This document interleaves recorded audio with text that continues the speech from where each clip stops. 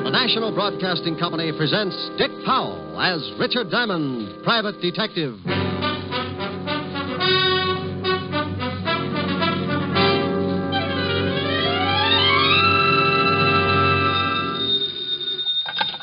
Diamond Detective Agency, a corpse in every plot.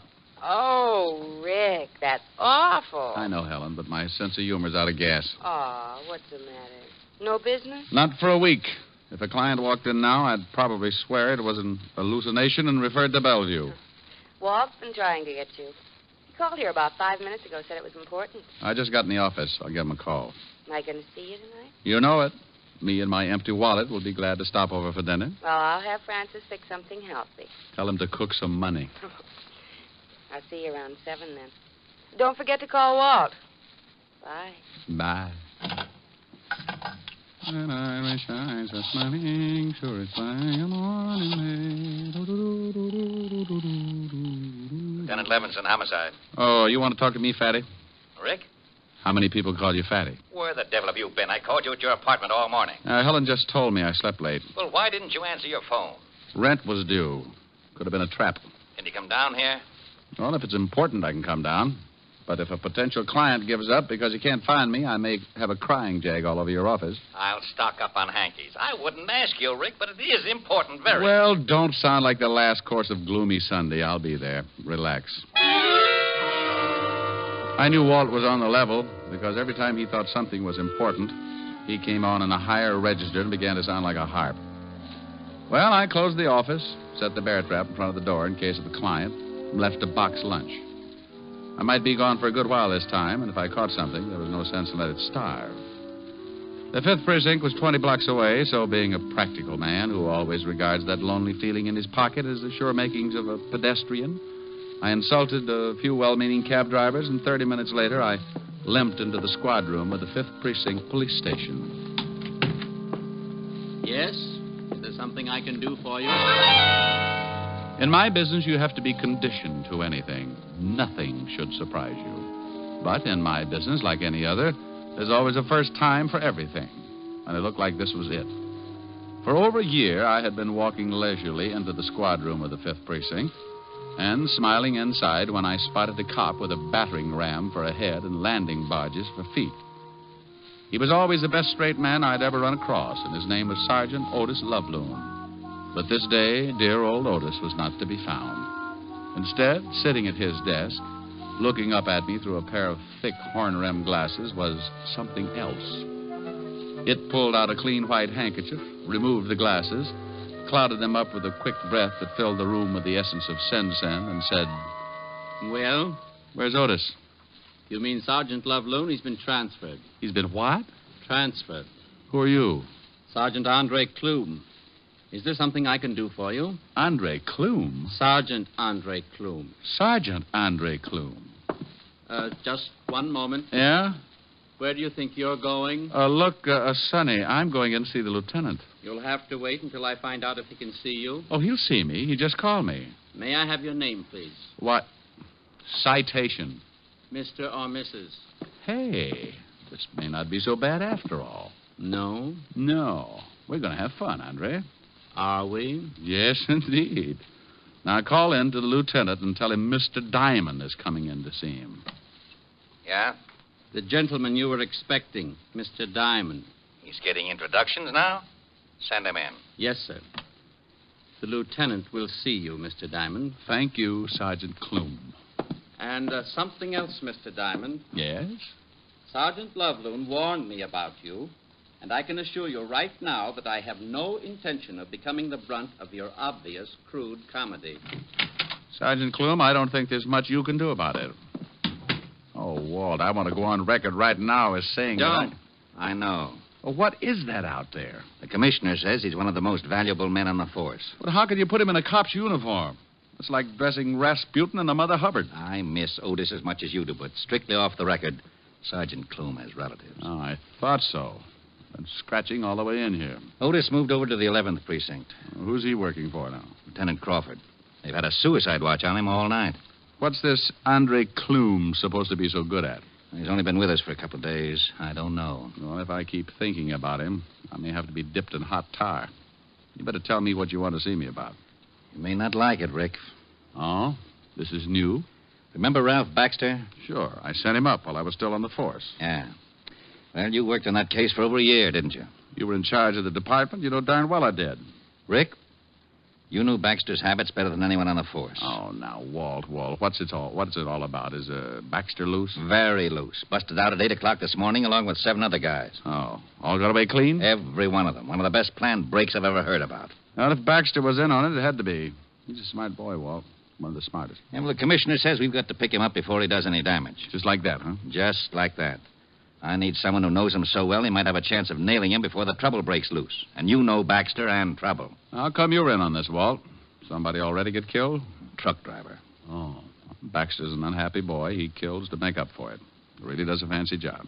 You want to help me out? You in trouble if they don't nail Baxter in a hurry? The commissioner is relying on me. Okay, then. It's got to be official in case you have to make an arrest. Oh, now, wait a minute. Got to swear you in as a deputy. Look, Rick, we've got to. I don't really care how you bring Baxter in and who gets the credit, but what will the commissioner say if... Yeah, I know.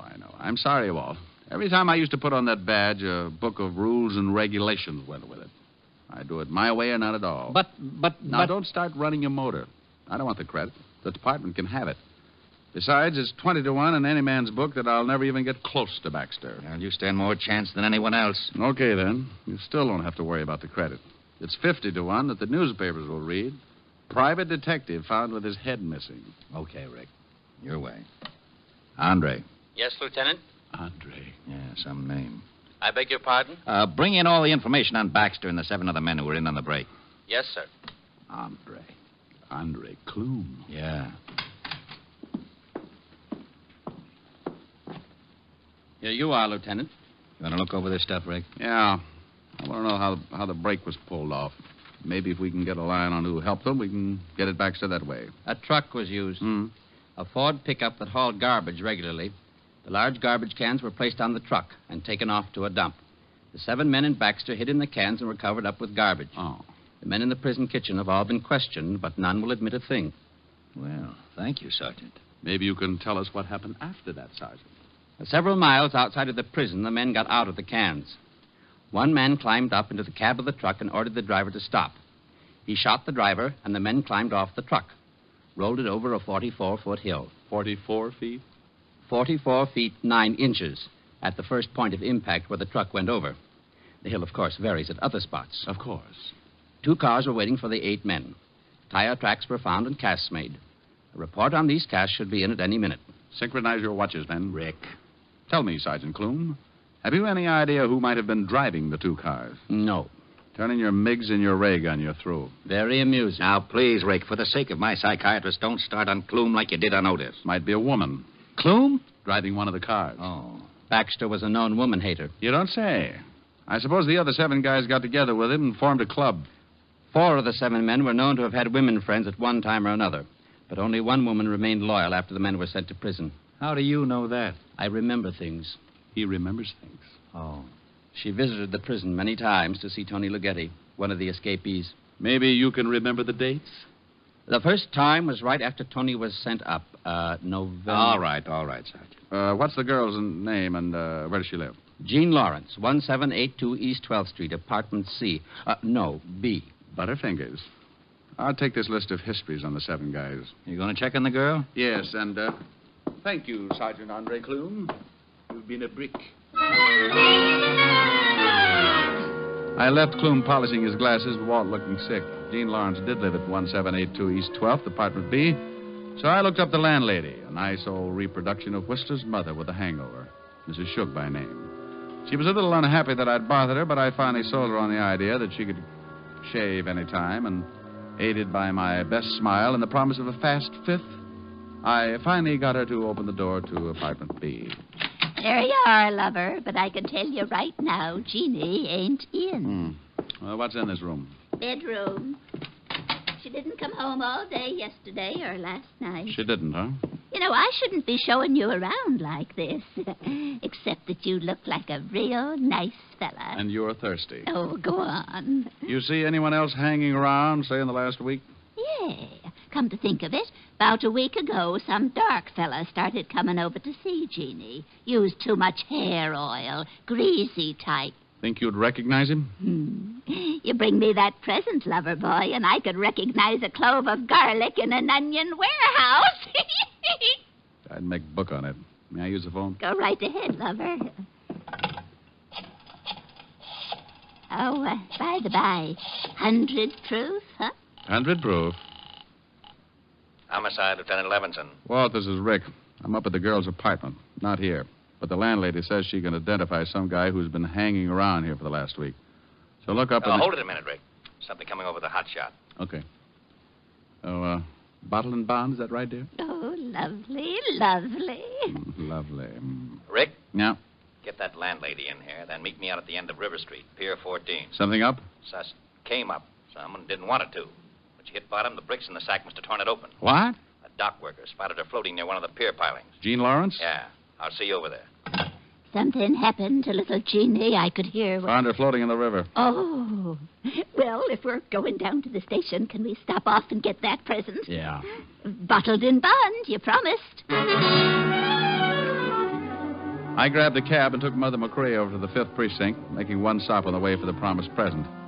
I turned her over to the desk sergeant and took off for Pier 14 at the end of River Street. When I got there, I spotted the homicide prowl car and Walt standing near the ambulance. On the wooden floor of the pier, covered with a sheet, was the dead body of Jean Lawrence.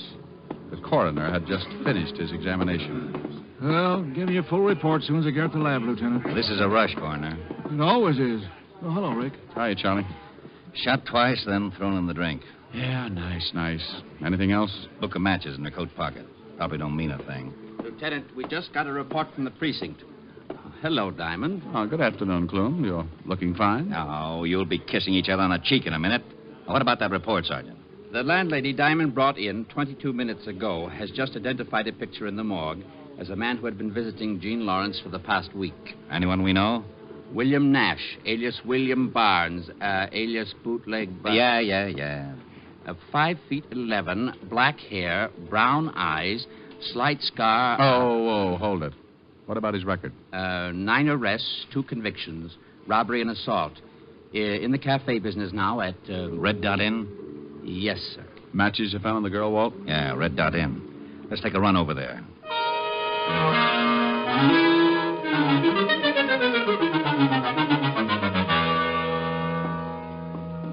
Yes, gents, what'll it be? William Nash, he around? No. Police. He still ain't around. He got an office? Well, He got an office. Yeah. Where is it? Top of those stairs. Down the hall, last door. Go around to the back of the bar, Clume. Yes, sir. Hey, now, wait a minute. You ain't supposed to come back here. See that he doesn't have any way to let Mr. Nash know we're coming up. Just go ahead and tend your bar. You guys want to get me in trouble? Not unless Nash is really in his office. Then you don't have to worry about trouble. You're in it. Let's go, Rick. Down the hall, he said. Last door. We both go? Yep. Fire escape down there. This way, Sergeant Clume covers him. Can Clume shoot? I forgot to ask him. You get on there by the fire escape in case he gets past me. Who is it? Fire department. What? Yeah, we received a report that your cafe isn't properly equipped in case of fire. Are you nuts? I just had no extinguishers. William put in- Nash? Yeah. Now what the Let's devil... go. Huh? You heard him. Hey, what is this? Police, let's go. He's clean. All right, copy. You want to haul me in. What's the charge? Murder. Murder? Now, listen, Start you walking. Who's murdered? Jean Lawrence. Down the steps. I don't know any Jean Lawrence. Sure. Everything all right, Lieutenant? Go upstairs and watch this guy's office. Yes, sir. You need a warrant for this, you know. I'll get one. I tell you, I don't know any Jean Lawrence. My friend, I know a little old lady who thinks you wear too much hair oil. She's going to make a very big liar out of you.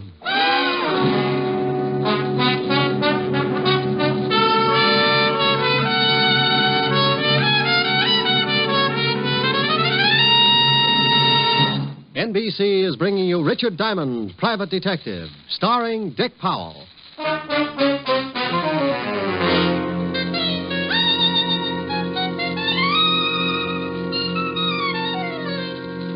All right, Sergeant, get the lineup going. Yes, sir. Henry Phipps. Henry Phipps, alias Henry Phipps. I ain't never seen a lineup before, lover. The man you identified earlier from the picture. See if you can pick him out. George Chalmers. No, ain't him. George Chalmers, alias George Lippert, alias Geo the Lip, Charge Petty. Ain't him neither. William Nash. William Nash. That's him. William Barnes. All right, hold him.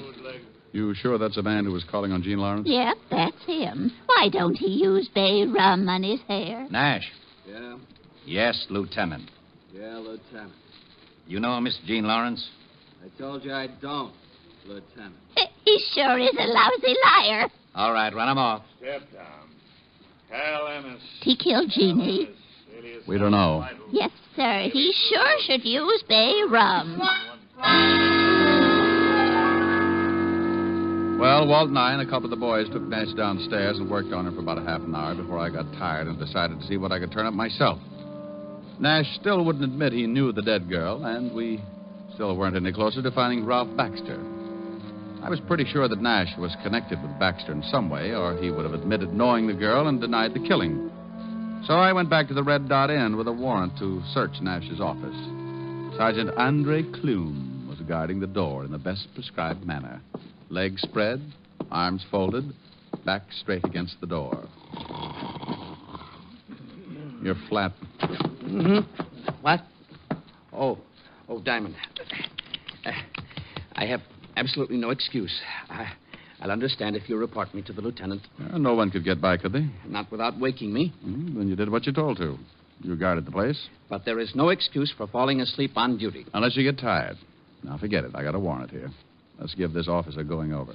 And that's exactly what we did. We took the place apart, piece by piece. And I have to go on record by saying that Clume really knew his business. He didn't miss a thing. This might be important, Diamond. What is it? Bills to William Nash from the garage. Let me see. Nick's Garage, 13th Street. 1,000-mile service on both cars, $14.90. Parking space rental on both cars, $25. 2 cars. May not mean a thing. I'll check it anyway. 2 cars we used in the escape, Diamond. Now, don't get excited. You stay here. I'll call you from the garage. I left Clume and went over to Nick's Garage, looked up the owner, and he showed me the 2 cars, both sedans. 48 Chrysler and a new Hudson. Nick told me that both cars had been taken out the night before and returned early that morning. He said that Nash had driven one and the girl the other. So I put in a call to the Red Dot Inn and Sergeant Clume. Yes, the lab has 2 good casts of the tire prints. Well, put in a call to the lieutenant and tell him to get right down here with him. I hope you'll forgive me being a little premature, but... You already told him to come down. Yes. Tell me, Sergeant, you don't know anything about the 5th at Hialeah, do you? One by Step Up in One and... Goodbye, Sergeant.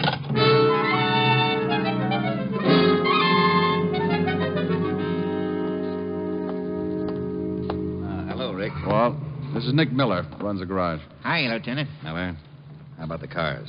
This one and that one. Hold this cast. I'll try the other one. Okay.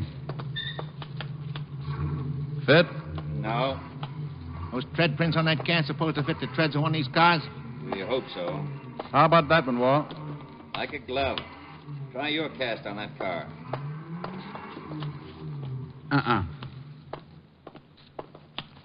Fits this one, Walt.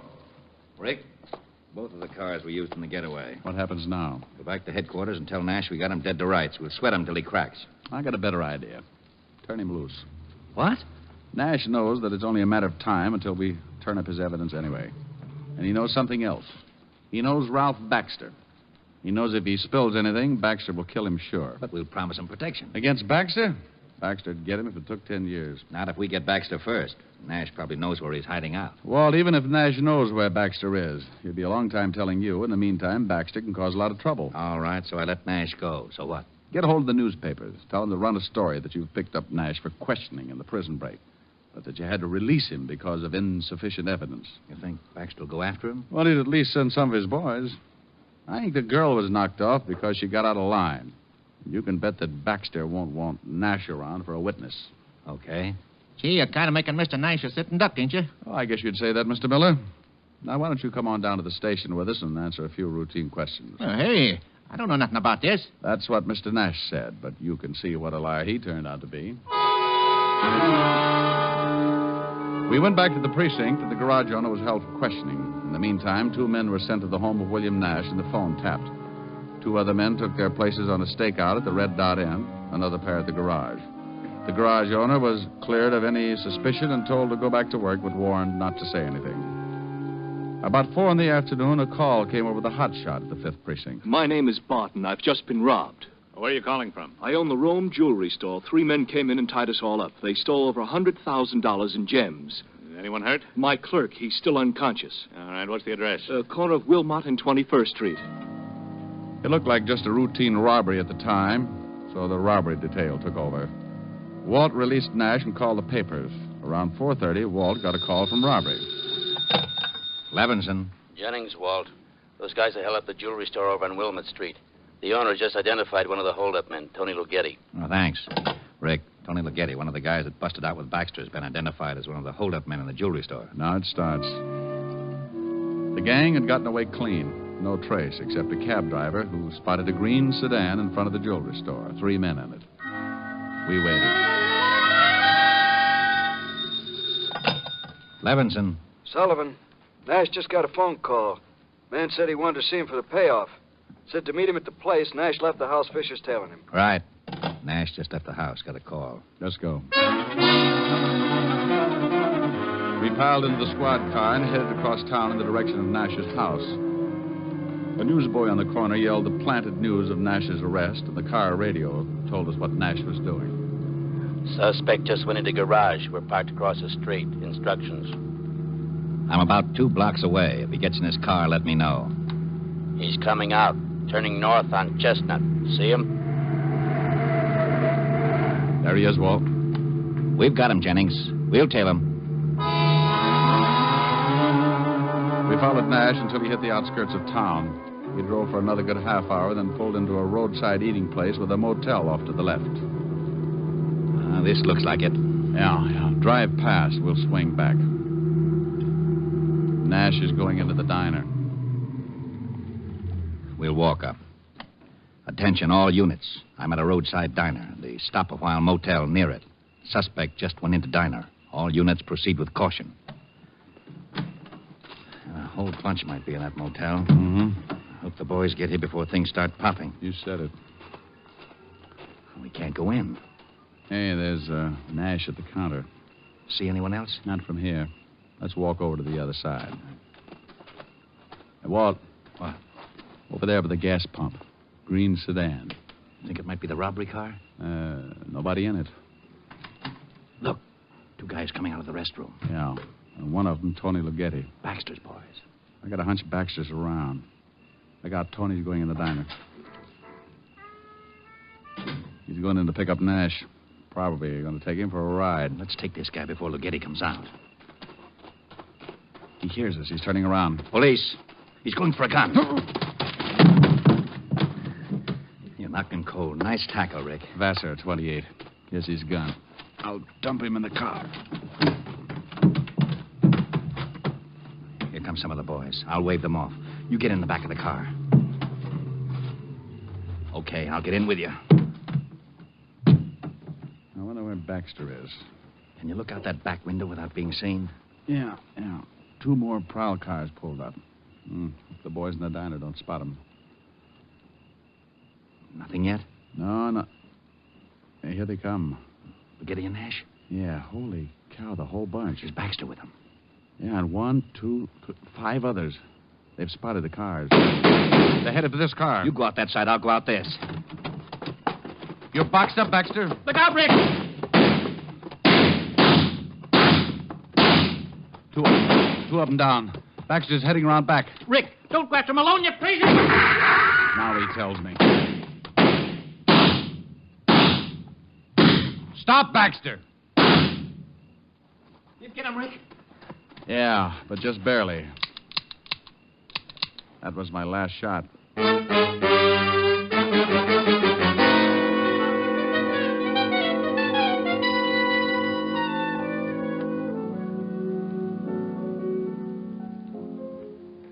How was the dinner? Oh, if I'd eaten any more, I'd need a new belt. You gonna tell me what you did all day and why you were so late? Went for a long walk in the park. Oh, that's what I love about you. Gone all day. Come in smelling like a shooting gallery until you tell me you went for a walk in the park. Oh, no. I get it. Yes? Oh, Rick, you going to give me a routine, or do you want to hear about Baxter? Oh, Harold Appleknocker's tired. Let's have it.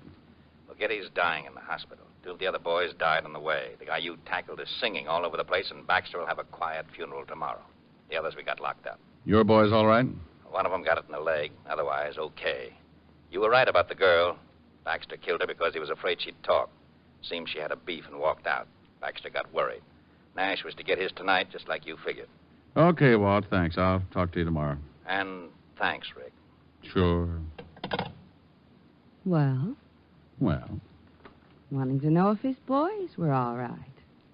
Now, Rick, you've been doing something exciting, and I want to know about it. Honest, baby. The park's very dull in the afternoon. Want to go stir up some action in it now? Good mood. Rick, why do you lie to me? No. All right, come on. Oh, wait. We're forgetting something. I got to sing a song first. Oh, Rick, now that you brought it up, I want to go to the park. Well, this will only take a few seconds. You just pucker up and hold. Well, look who's here. I haven't seen you in many a year. If I knew you were coming, I'd have baked a cake, baked a cake. Baked a cake. If I knew you were coming, I'd have baked a cake. How'd you do? How'd you do? How'd you do?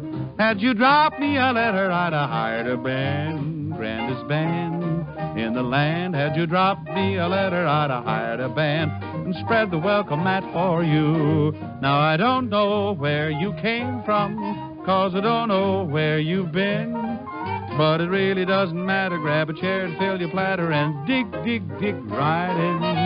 If I knew you were coming, I'd have baked a cake, hired a band. Goodness sake, if I knew you were coming, I'd have baked a cake. How'd you do? How'd you do? How'd you do? Now I don't know where you came from, 'cause I don't know where you've been. But it really doesn't matter. Grab a chair and fill your platter and dig right in. If I knew you were coming, I'd have baked a cake, hired a band. Goodness sake, if I knew you were coming, I'd have baked a cake. How'd you do? How'd you do? How'd you do? Oh, how'd you do? How'd you do? How do you do? Well, still puckered? Mm-hmm. Think you can hold it till we get to the park? Now, you see, if you're patient, I always make it up to you.